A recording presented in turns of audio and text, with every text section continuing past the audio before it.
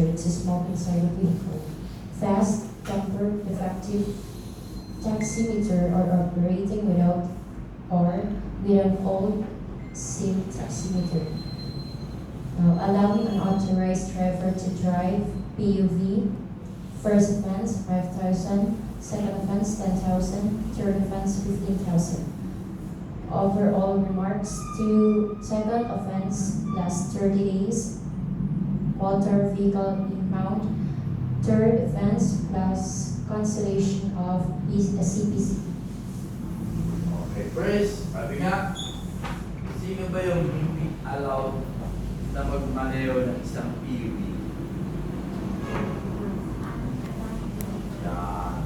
Ito. Yung non-professional driver license holder. Kapag non-pro, wala karapatang mag-drive ng isang PUV. Ang isang PUV, public utility vehicle, is kailangan lang daw po ay isang professional driver license holder. Ano?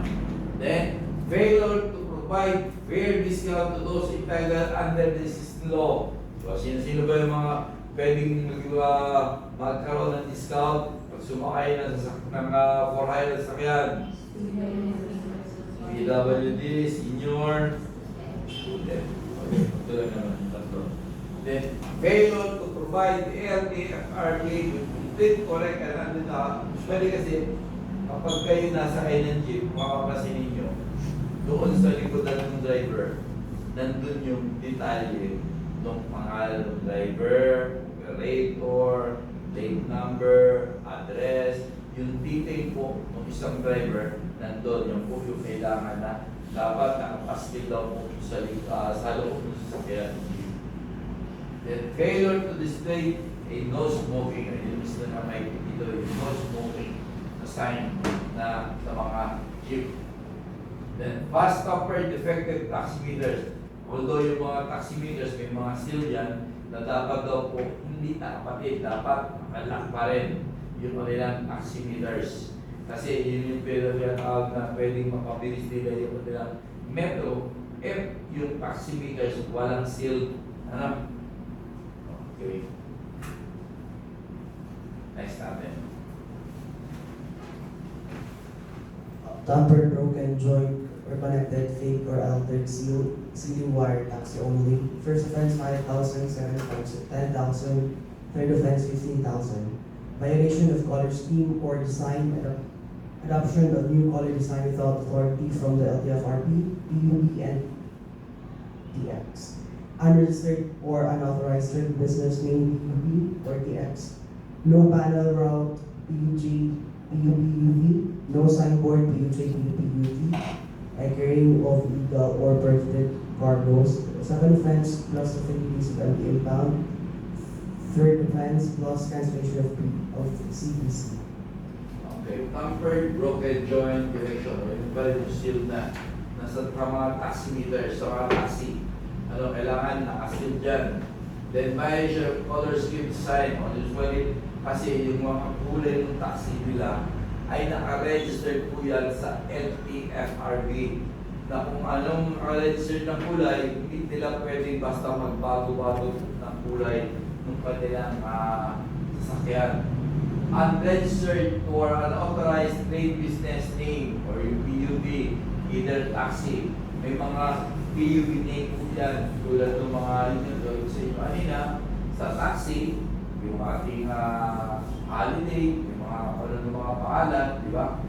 No panel route o yung mabuhay, no panel route or signboard na nakagay, Kalinan, Tumatina, Rojas, yung nasa gilid ng jeep na papasahero.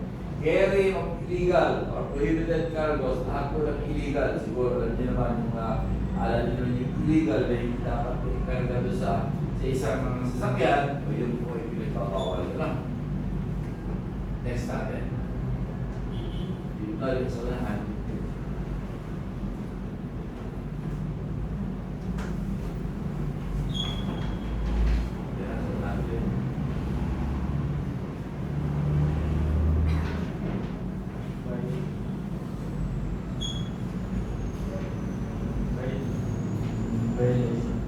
Violation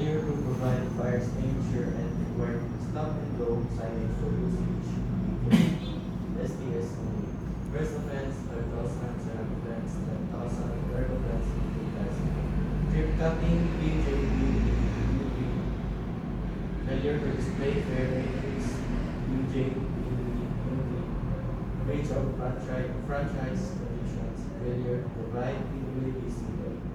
First offense, 50,000, second offense, 75,000, third offense, 100,000. Remark second offense plus 30 days 28 pound, third offense plus cancellation of CTCs, second offense plus 45 days of pound, third offense plus cancellation of CTCs.